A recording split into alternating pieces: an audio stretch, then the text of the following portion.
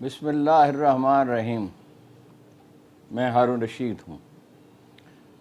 سیاست پہ تو آئے دن بات ہوتی ہی رہتی ہے۔ آج ایک چھوٹی سی کہانی سن لیجئے۔ سیاست پہ بھی کچھ دیر میں اگر فرصت ملی تو انشاءاللہ بات کروں گا۔ کئی پولیٹیکل ڈیولپمنٹس ہیں۔ یہ 22 برس پہلے کا واقعہ ہے۔ لاہور سے ایک دوست نے فون کیا۔ بلدیاتی الیکشن کا ہنگامہ برپا تھا۔ اس نے کہا کہ تمہارے پسندیدہ امیدوار کو 30 کونسلر ووٹ دینا چاہتے ہیں، مگر اس امیدوار سے ان کا کوئی رابطہ نہیں ہے، تم لاہور آ جاؤ۔ میں لاہور آیا اور اس گروپ کے لوگوں سے ملاقات ہوئی تو ان میں ایک صاحب کا لہجہ ذرا مختلف تھا، اس قدر بے ساختہ اور اس قدر محبت اور اعتماد سے بھرا ہوا کہ میں ششدر رہ گیا۔ حیرت کی ایک وجہ یہ تھی کہ وہ تہمد اور لمبا کرتا پہنے ایک خالص دیہاتی آدمی تھے، مگر وہ ایک لیڈر کی طرح گفتگو کر رہے تھے۔ جب وہ بات کرتے تو لوگ خاموش ہو جاتے اور توجہ سے ان کی بات سنتے۔ انہوں نے اپنا نام بتایا تو اندازہ ہوا کہ وہ تعلیم یافتہ نہیں ہیں۔ مجھے اس اعتماد نے حیران کیا اور میں نے کسی سے پوچھا یہ کون صاحب ہیں؟ میرے دوست ملک فاروق کھوکھر جو لاہور میں پراپرٹی کا کاروبار کرتے ہیں۔ وہ ہنسے اور کہا میں کچھ دیر میں آپ کو بتاتا ہوں۔ اب حیرت اور بڑھ گئی کہ ایسی کیا کہانی ہے جس کے لیے یہ مجھے انتظار کرنے کے لیے کہہ رہے ہیں۔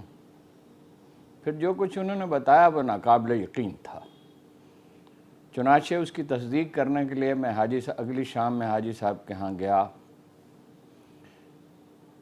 وحدت اور ملتان روڈ کے کونے پر میں نے ایک 3 منزلہ عمارت دیکھی، 2 کنال پر پھیلی ہوئی تھی۔ جیسا کہ بعد میں انہوں نے بتایا اس میں 32 کمرے تھے یا شاید 30 کمرے تھے۔ حاجی صاحب باہر اس عمارت کے باہر کھری چارپائی پہ بیٹھے تھے، غالباً سگریٹ کے لیے یا کسی اور چیز کے لیے۔ میں نے وہاں مزدور گھوم پھر رہے تھے اور عمارت پہ لکھا تھا مزدوروں کی مفت رہائش گاہ۔ میں نے ایک مزدور کو اشارہ کیا تو حاجی صاحب نے سرگوشی کے لہجے میں مجھ سے کہا کہ یہاں جو مزدور کام کرتے ہیں ہم انہیں کبھی جو یہاں رہتے ہیں ہم انہیں کبھی کسی چھوٹے سے کام کے لیے بھی نہیں کہتے۔ یہ کام ہم خود مہمان ہو یا کوئی اور، ان کے کام ہم خود کرتے ہیں، مزدوروں کو زحمت نہیں دیتے۔ میں نے ان سے پوچھا کہ یہ رہائش گاہ انہوں نے کیوں اور کس لیے تعمیر کی، انہیں یہ خیال کیسے آیا؟ تو انہوں نے بتایا کہ آج جس جگہ پر ٹیکس سوسائٹی قائم ہے، یہ زمین انہوں نے کسی کو فروخت کی تھی اور جب وہ اس کا بیانہ دے چکے تو اس کی قیمتیں یکایک بہت بڑھ گئیں۔ آپ جانتے ہیں ہر 10-15 سال کے بعد ایک لہر آتی ہے اور پراپرٹی کی قیمتیں بڑھ جاتی ہیں۔ تو ان کے مطابق اس میں 1 کروڑ روپے منافع ہوا۔ اب نہ تو کسی بینک میں ان کا اکاؤنٹ تھا، وہ چھوٹا موٹا بزنس کرتے تھے، اور یہ زمین جب انہوں نے خریدی تو ان کا خیال تھا کہ 5-10 لاکھ روپے منافع ہوگا جو اپنی الماری میں رکھ چھوڑیں گے۔ لیکن جب 1 کروڑ روپے ملے تو ان کی سمجھ میں نہیں آتا تھا کہ وہ کیا کریں۔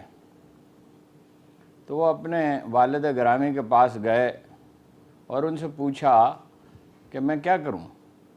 انہوں نے کہا تمہیں یہ پیسے کس نے دیے ہیں؟ تو انہوں نے کہا جو سب کو دیتا ہے اللہ تعالیٰ نے دیے ہیں۔ کہا اسے واپس کر دو۔ پھر کچھ تأمل کے بعد کہا اتنی ہمت تم میں کہاں کہ سب کے سب واپس کرو، آدھے واپس کر دو۔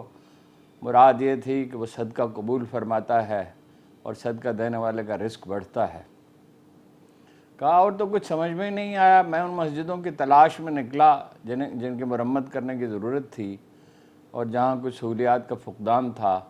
چنانچہ میں نے یہ ظاہر ہے 22 برس پہلے روپے کی ویلیو تو بہت زیادہ تھی، تو کہتے ہیں کہ اس میں مشکل سے 4-5 لاکھ روپے ہی خرچ کر سکا، شاید اس سے بھی کچھ کم۔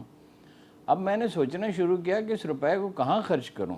جب میں اس کا ارادہ کر چکا ہوں تو بہرحال یہ مجھے کرنا ہے۔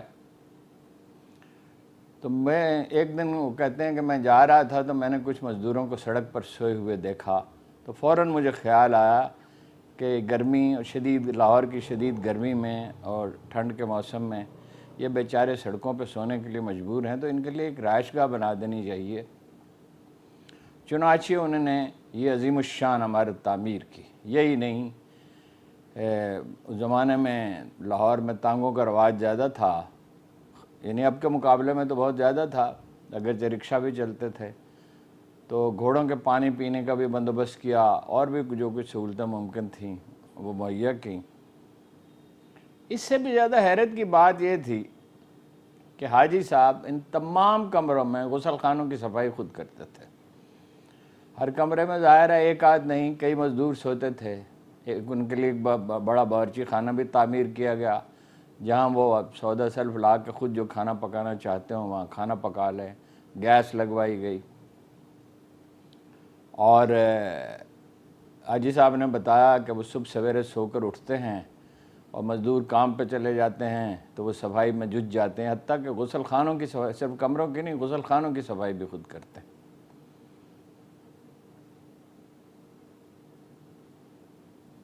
ظاہر ہے کہ یہ ایک عجیب و غریب بات تھی، ایک آدمی جو اتنا سادہ لباس پہنتا تھا اور اتنی سادہ زندگی گزارتا تھا۔ میں نے ان سے پوچھا کہ کیا آپ اب بھی پراپرٹی کا کاروبار کرتے ہیں؟